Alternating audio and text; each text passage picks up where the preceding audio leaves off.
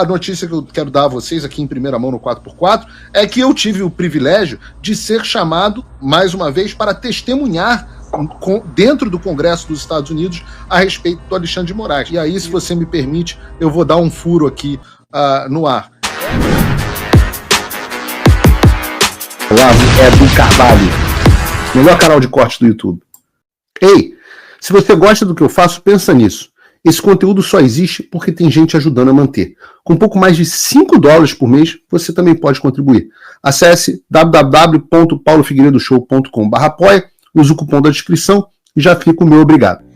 Paulo, o que você pode passar de informação para a gente sobre todas essas ações contra o Alexandre de Moraes?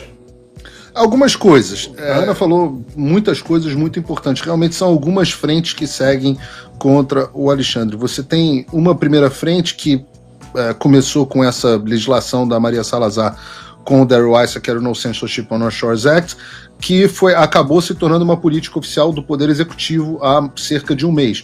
Então hoje já é política oficial do governo americano de que pessoas que participam de censura contra pessoas dos Estados Unidos ou companhias americanas não são permitidas, não são admissíveis de entrarem dentro dos Estados Unidos. O que significa isso? Significa que, por exemplo, o Alexandre de Moraes e outras autoridades não podem mais vir aos Estados Unidos, teriam seus vistos cancelados ou se tornariam inadmissíveis de obterem novos vistos ou entrarem dentro dos Estados Unidos. Isso hoje já é uma realidade. Isso não é uma promessa. Eu vi uma notícia muito injusta do Estadão essa semana dizendo que a estada do Eduardo Bolsonaro aqui nos Estados Unidos teve muito pouco efeito. Isso é uma injustiça, uma canalice, para usar o termo correto, porque ele foi um dos grandes responsáveis por essa política do Departamento de Estado que começou voltada para o Brasil e acabou se tornando uma política global e algo do qual a gente tem que ter muito orgulho de ter trabalhado para se tornar uma realidade.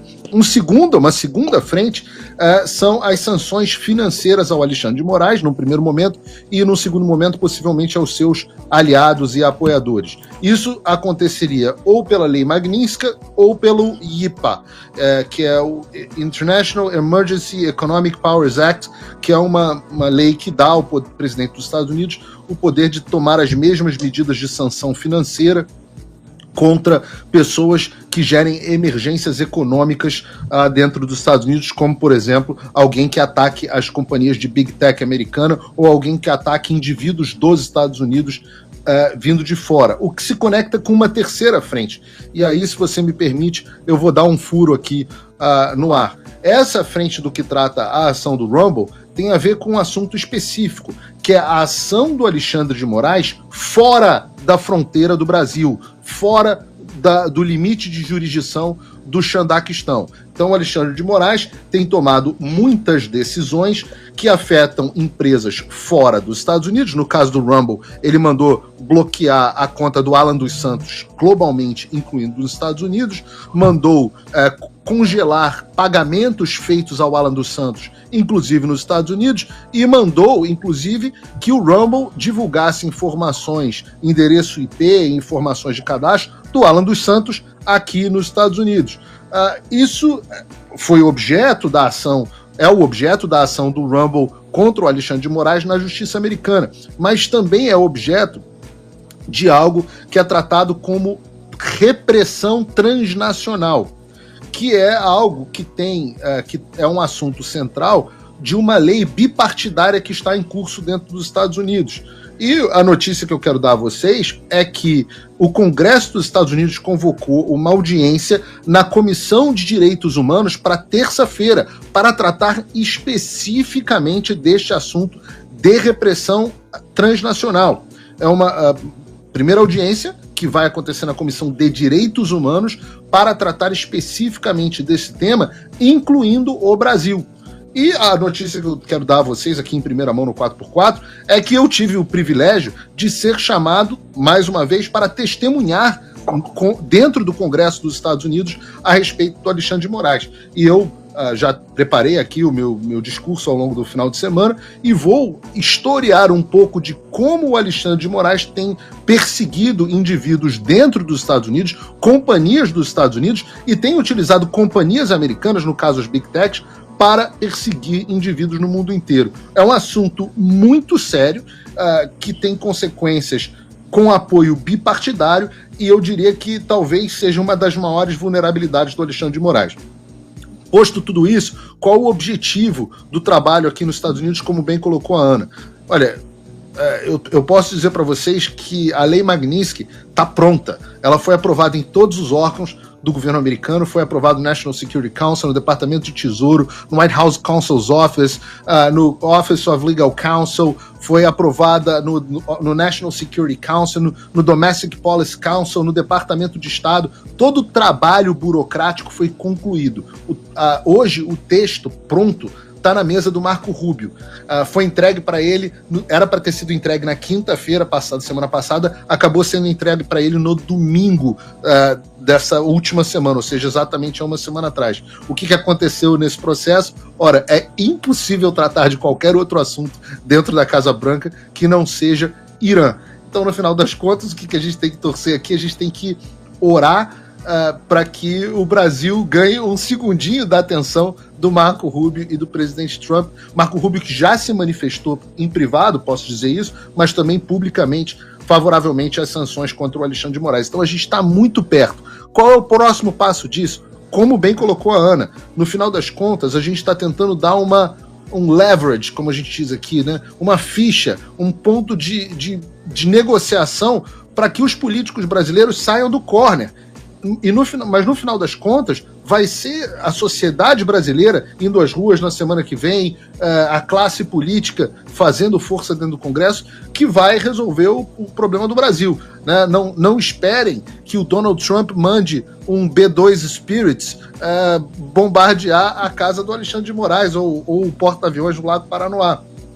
Mas, sem dúvida nenhuma, a nossa classe política, que hoje está no corner, que está acovardada, que está ameaçada, fica numa posição de negociação muito mais favorável com o Alexandre pela primeira vez no corner. E eu acho que é essa ajuda que os Estados Unidos podem dar, né? E não tem... Fala, amigos do canal. Tá gostando desse vídeo? Então não esqueça de deixar o like, comente quanto quiser e compartilhe com seus amigos e inimigos por um Brasil melhor e mais justo. Inscreva-se no canal e nos ajude a chegar a 1 milhão de inscritos. Não saia daí que o melhor desse vídeo ainda está por vir. Melhor canal de corte do YouTube. Não tenho vergonha nenhuma em contar com a ajuda de fora. A Ana, que é professora de História Americana, pode contar que se não fosse a ajuda francesa, os americanos não tinham conseguido conquistar a sua independência. Então, faz parte. De vez em quando a gente precisa de uma forcinha vindo de fora. Pois é, Flávio, porque essa é uma questão, muitos brasileiros, eu vejo sempre no chat aqui, puxa, mas a gente não deveria depender de uma ajuda externa. Olha, se houver um movimento posterior doméstico, interno no Brasil, que será sempre essencial, a ajuda externa é bem-vinda, né, Flávio? Claro, até porque essas coisas não acontecem mais isoladamente, nacionalmente, né? Eu gosto sempre de ver as cosmovisões em conflitos, as ideias em conflitos por trás dos personagens, né? E o que aconteceu com o Alexandre de Moraes nesse caso do Rumble e do Trump Media Group foi muito interessante, porque você opõe duas ideias de jurisdição, né? Uma ideia, digamos, de jurisdição internacional, jurisdição supranacional, né? Jurisdição universal, digamos assim, que é uma ideia muito cara aos tribunais internacionais, aos círculos globalistas. Curiosamente, essa ideia de jurisdição internacional universal remete ao século XVII, por ocasião no Império Britânico. Eles criaram essa ideia para combater pirataria não virtual, navios piratas, mas piratas de fato. Então essa ideia surge no século XVII, no contexto do Império Britânico, ou seja, sempre foi uma ideia, digamos, imperial. E essa ideia é atualizada no globalismo, na toda a juristocracia globalista que confronta essa ideia que quer, digamos, aplicar essa ideia de jurisdição universal, e justamente contra os Estados Unidos, que sempre foi a principal resistência contra essa ideia. Isso aí não agora no Trump só. Isso aí, historicamente, digamos, a gente teve um interregno ali, talvez, com Obama e com Biden, que foram, digamos, presidentes pós-americanos, né, que a gente poderia dizer assim, ou anti-americanos, se a gente quiser ser mais fiel, são presidentes totalmente globalistas, alinhados com a ideia de que a soberania americana tem que ser dissolvida por uma ordem global, mas tradicionalmente os Estados Unidos sempre combateu essa coisa da jurisdição universal, justamente com essa ideia de que a Constituição americana é prioritária, é sagrada. Né? Uma ideia, a Constituição americana está acima de tudo. Então, os Estados Unidos não podem aderir a qualquer tratado que viole a Constituição. E a gente vê o Trump, nesse sentido, foi fiel a essa tradição. Logo no começo ali do governo, acho que foi em fevereiro, ele emitiu aquela ordem executiva 14.203, se eu não me engano, contra o Tribunal Penal Internacional, né? Que aí os advogados do Rumble e do Trump foram muito inteligentes, porque eles usaram esse precedente dessa ordem executiva contra o Tribunal Penal Internacional justamente por tentar impor seus padrões legais extraterritorialmente, impor seus padrões legais aos Estados Unidos, né? E o Trump emitiu essa ordem e os advogados inteligentemente usaram esse contexto, no caso aqui também alegando contra o Alexandre de Moraes, né? Então eu acho um debate muito interessante, assim, que também confronta duas maneiras de encarar o direito, né? A gente vê que a juristocracia brasileira está totalmente enfurnada nessa ideia globalista de neoconstitucionalismo, né? A ideia de que o direito tem que ser criativo, né? Você tem que fazer, os juízes são quase militantes, ativistas mesmo, né? A lei não pode ser interpretada, tem que ser interpretada criativamente, porque você tem um objetivo a alcançar através da lei. Enquanto isso, você tem o combate a isso, que é representado pelo constitucionalismo americano, que é uma coisa muito consagrada, muito consolidada. Então, esse combate é interessante, e o Alexandre não tem como sair vencedor dessa, porque ele violou justamente o ponto mais sagrado da coisa americana, que chega a ser quase uma religião civil nos Estados Unidos, que é a coisa da Constituição dele, que está acima de qualquer lei internacional, qualquer tratado, qualquer jurisprudência universal. Se você, como eu, está dormindo mais tranquilo agora que o Trump voltou à presidência, ótimo. Mas e o Brasil? Nosso país continua no buraco. A volta do Trump nos dá esperança, mas as coisas não vão se resolver sozinhas. Vai ser preciso muito trabalho, meu e seu. E não adianta xingar muito nas redes sociais achando que isso resolve alguma coisa.